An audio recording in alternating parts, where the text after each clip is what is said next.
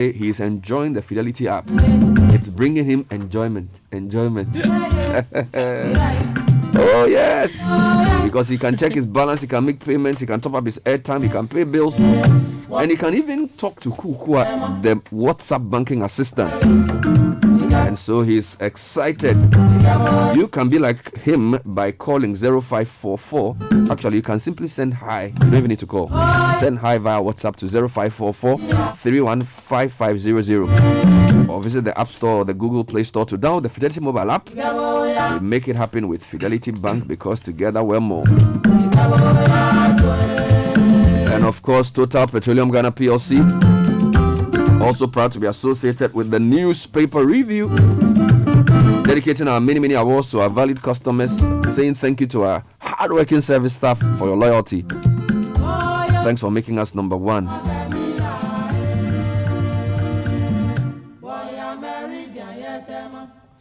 So the only person on the list I read, I still don't know, is somebody they call Henry, and they put him in a box. I don't know whether it was somebody who, like a former slave or something. It's interesting how even different people make their heroes and immortalize them.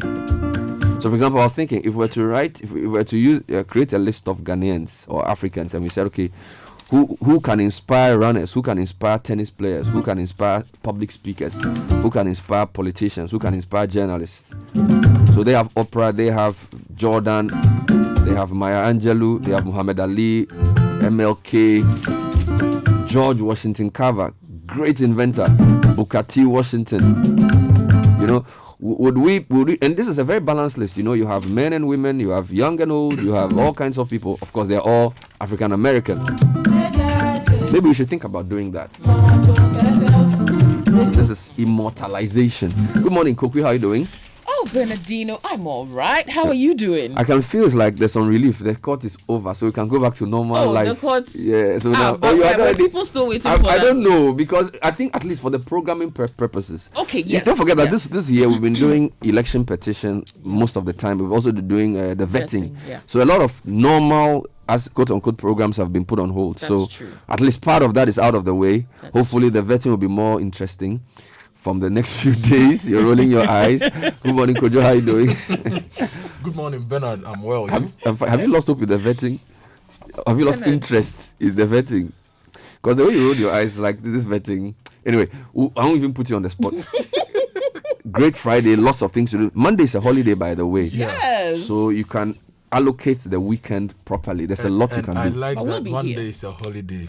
I pray that our governments going forward will structure holidays such that either Friday or Monday, have long weekends to promote domestic tourism. Mm-hmm. That's a good one. That's a good one. All right, let's get into the headlines quickly. Oh, yes. Well, we know the big headline, right? Akufo-Addo affirmed president. Supreme Court says petition is without merit. Also, I disagree with decision, says former President Mahama. And Parliament okays 13 ministers. That's on the front page. But on the back page, Zoom Pack readies to handle medical waste after vaccination. And Ghana falls short of voluntary blood donation target. We need blood. That's the Daily Graphic. The Ghanaian Times, Akufo-Addo duly elected president, Supreme Court affirms as it unanimously throws out Mahama's challenge. Mahama, I disagree with Supreme Court judgment, but NDC is bound by it. Ongoing national vaccination exercise. We are ready to handle medical waste at all centers. This is Zoom Pack. And if you check the supplement on Independence Day, there is a big question on the front page of that. 64 years of independence. Where is our technological pride? 64 years of independence. Where is our technological Why only pride? technological? Why is our financial? Why is everything? It's not only technology. Are you financially independent? Are you agric independent? Well, if you have the conversation, we can link all of that. All right, the Daily Statesman, Akufo-Addo's 2020 victory affirmed. Supreme Court throws out Mahama's unmeritorious petition. Also, Sami Jemfi insults NDC leaders over ministerial approvals, and Old Subri youth clash with GREL workers over land disputes. The finder, Mahama's petition lacks merit. Supreme Court unanimously dismisses it. Mahama fails to congratulate Akufo-Addo, lambasts Supreme Court. Upon Kroma, Hawa Kumsin, Dr. Akoto, others approved. Frank Davis calls on Ghanaians to abide by Supreme Court's decision and uphold national peace, NCCE tells Ghanaians. Supreme Court judges embarrassingly stained justice delivery and electoral system. This is the front page of the Herald. Akufo-Addo looking for Ken Ofori-Atta's replacement, and CID investigator on Opuni trial in corruption drama. That's the Herald. The Chronicle is leading with the scoreline. It's all over. Akufo-Addo 7, Mahama 0. And the other headline says, I disagree with process and judgment. This is Mahama on the Supreme Court's judgment. NDC leadership in Parliament is a failure. This is Sami Jemfi on the front page of the Chronicle. The Daily Guide. It's over. Nana victory stands. Mahama bounced. Rojo Pesawhite fanciful witnesses. 13 ministers approved after night drama, and Domelevo proceeds on retirement. So if you check the center spread of the Ghanaian Times, there is a photo of the NPP legal team, and you check the front page of the Weekend Crusading Guide, there's a photo of the NDC legal team. And the headline of that story says, Election 2020, no rerun as Supreme Court dismisses Mahama's petition, affirms Nanado victory and EC's declaration, but Mahama disagrees. Addressing the vaccine myth, I am prepared to take the vaccine. This is Francis Adenimo. And using wild animals for medicines increases exposure to zoonotic diseases. The Daily Post. I disagree with the process and ruling of the trial, says former President Mahama. NDC had the majority in Parliament, but EC officials changed it, said again former President Mahama. Latest twist on Domelevo saga, a ridiculous, shameless witch hunt. This is from One Ghana Movement. Gregory Afoko met bail condition. Godfrey Dame lied, says the family of Gregory Afoko. And notorious armed robbers jail term increases to 90 years. Let me take you online. A few more stories. Dame Esla, 14 other ministerial nominees approved by Parliament. Also, I've had my election 2020 victory affirmed Nanado on Supreme Court ruling. Meanwhile, Mahama says Jim Mensah's refusal to testify is an embarrassing stain on Ghana's democracy and elections. If you go to citybusinessnews.com, exporters begin to enjoy the benefits of Ghana-UK trade deal from today. Also, IES to government. It says institute policies to deal with unutilized gas. MyJournalline.com, lots from the court, but there's a couple more. Stop the attacks on Speaker Bagbin. He didn't tell NDC MPs to vote the way they did. This is Ras Mubarak. And then, of course, reactions to the election petition verdict. Star FM lead story. Man dies at Supreme Court after election petition judgment. Also, I accept but disagree with Supreme Court ruling according to Mahama. GNA is also talking about that. Although Dr. Amponsa Chianu says the mass COVID-19 vaccination turnout is impressive. That's on the COVID side of things. So let's get into the details, seeing how the various papers covered the court ruling. Oh, yes. Well, the Daily Graphic, President Nana Addo Dankwa Akufo-Addo validly won the December 7, 2020 presidential election. The Supreme Court has ruled. The court said the president got more than 50% of the total valid votes cast, which made him the constitutionally elected president as declared by the Electoral Commission.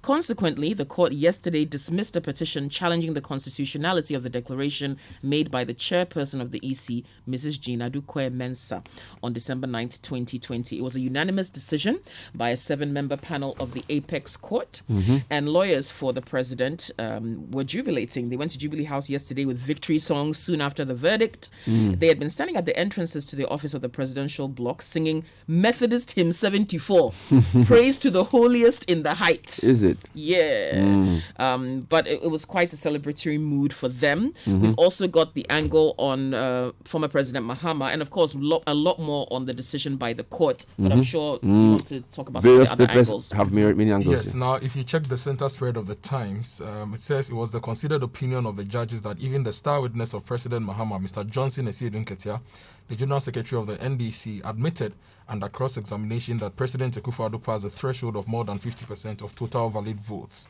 Per the evidence on record, the court held that the errors made by Mrs. Jean Mensah in the declaration could not take away the valid votes of the people. On the same page, Yauche reports that President Nana Addo Dankwa Akufo-Addo and the Vice President Dr. Bahamadu Bawumia welcomed the Supreme Court's judgment on the 2020 election petition with gladness, but without any extraordinary celebration or jubilation at the Jubilee House. There's a weird one here on Star FM. It says, man dies at Supreme Court after election petition judgment. And it's a short story. It says, a yet to be identified man has reportedly died at the premises of the Supreme Court shortly after the Apex Court delivered its judgment on the election petition.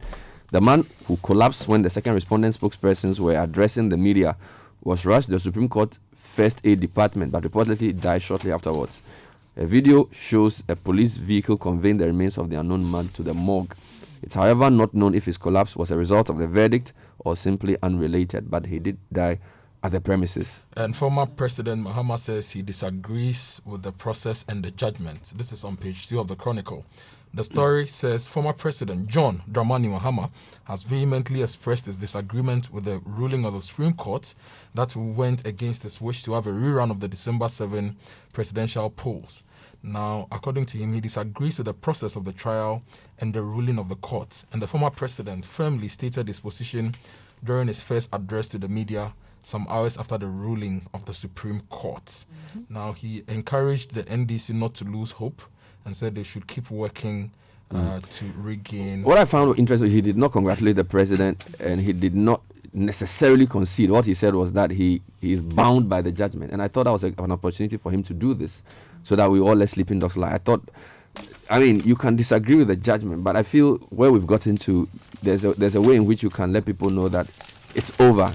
I didn't really get that sense from the speech. Anyhow, let's get into The graphic also has an angle on that. And he added in his address that it was deliberate on the part of the EC to exclude the good people of the Sal enclave from the parliamentary election of 2020, saying that this is the gravest injustice of the 2020 elections and it can easily fit into the worst forms of electoral trickery ever witnessed in our nation's history. But he was full of praise for his supporters and he assured them of many good fortunes ahead for the NDC, thanking the Council of Elders, the Executive Committee, etc., and all who played a role in the campaign. All right. Let's get into the vetting. Others approved.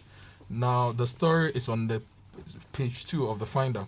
It says the plenary of Parliament in the early hours of yesterday approved 13 ministers designate recommended by the Appointments Committee. So that's one story. Now, what followed was the Sami Jemfi issue. So let's do the approval in some detail. So what I have here is Dame, Esla, 14 others approved. So that's the second list. Yeah. So this says the Parliament has approved the remaining 16 ministerial nominees who were vetted last week by the Appointments Committee. These include Attorney General and Minister for Justice designate Godfrey Dame, Communication and Digitalization Ministry designate Esla Uswe Kufo, and Health Minister designate Kwekwaji Mameno. Now, the approval was after Appointments Committee presented a 139-page report on the 16 nominees to the House on Thursday, March 4. The document is the second after the first of 13 nominees was presented to the plenary. Then, of course, we know that there had been some shenanigans about some of the names and whether they will be approved or not. But the chairman of the committee presented a report, said the committee recommends by consensus. So this means all of them have agreed that the House approves these nominees to take the positions they've been nominated for. So with the approval of the 16, the only sectoral minister yet to be vetted is Kanu Foriata, the designate for finance. Now, take note that the budget will be read next week. So we don't know if he would be vetted early enough to read the budget to be a substantive minister. So that's something to look out for. Now, the fallout of yesterday's vetting and all of those was Sami Jemfi's. Yes, and he says that the NDC leadership in Parliament is a failure. This story is on page 3 of the Chronicle, written by Maxwell Ofori. It says the National Communications Officer of the opposition NDC, Sami Jemfi, has accused members of Parliament of betraying the party. Some of the members of Parliament of betraying the party. He has also taken on the leadership of the party in the House, saying that they have lost their moral authority to lead. Serious. And are not fit to sit on the front bench of the NDC side. Was this an interview or a post? Where did he say this? It's serious matter. It was a Facebook post. Wow. Yes. It was a Facebook because there's a reaction here. If you go to MyJoyOnline.com, Ras Mubarak says, stop the attacks on Speaker Babin. He didn't tell NDC MPs to vote the way they did. And the story says, former NDC Kumbungo MP Ras Mubarak has described as unfortunate and uncalled for attacks on Speaker of Parliament Alban Babin after Wednesday's vote in Parliament to confirm some ministerial nominees. Now, this comes on the back of the failure of the minority to carry through their move to reject some nominees of the president. Now, we're told that, as you read, National Communication Officer Sami Jemfi posted on Facebook that the betrayal we have suffered in the hands of Speaker Bagbin, leadership of our parliamentary group, including Haruna Idrisu and Muntaka Mubarak, and dozens of our own MPs, is what strengthens me to work hard for the great NDC to regain power.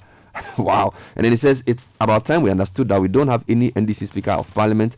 We have a speaker who run on the back of the NDC into office to pursue his own political, parochial agenda and nothing more. You trust them at your own peril. Now, speaking to Joy News, Rasmubarak said it was not the Speaker of Parliament who held the hands of NDC members to vote in the manner they did, so it's completely wrong for someone to seek to attack the integrity of the Speaker. But he also said the failure of the NDC caucus was because of lack of leadership on their side and called for an overhaul of the minority front bench. So watch this space. It looks like on this issue of leadership in Parliament, he didn't necessarily disagree if you look at the way the story is flowing. All right. Let's go to... Okay, cool. Domelevo. Yes, Domelevo. in the Herald. Give Okay, us so Domelevo. One Ghana movement has issued a statement over Domelevo's what they call witch hunt. Civil society group, the One Ghana movement, has expressed concern over what it describes as a witch hunt against the immediate past Auditor General Daniel Yao Domelevo. He was directed by the president on March the 3rd, 2021, to go on retirement over what the presidency said was an expired tenure. Now, reacting to the development in a statement, the One Ghana movement said the latest twist to the hunt is as ridiculous as it is a most shameless act against the Auditor General, who was extrajudicially forced to take his leave at a critical point in time in the case against the then senior minister Yao Safo-Mafo over the Kroll scandal.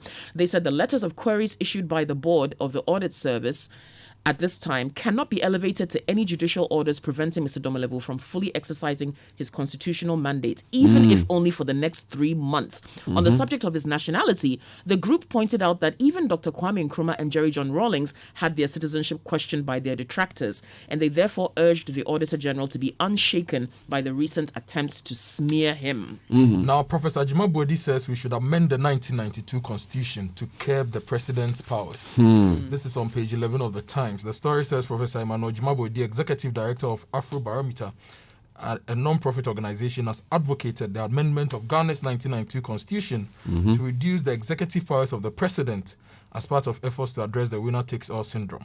He said this at the Ghana Center for Democratic Development's event. It's a roundtable discussion on former President Jerry John Rawlings and democratic development in the Fourth Republic.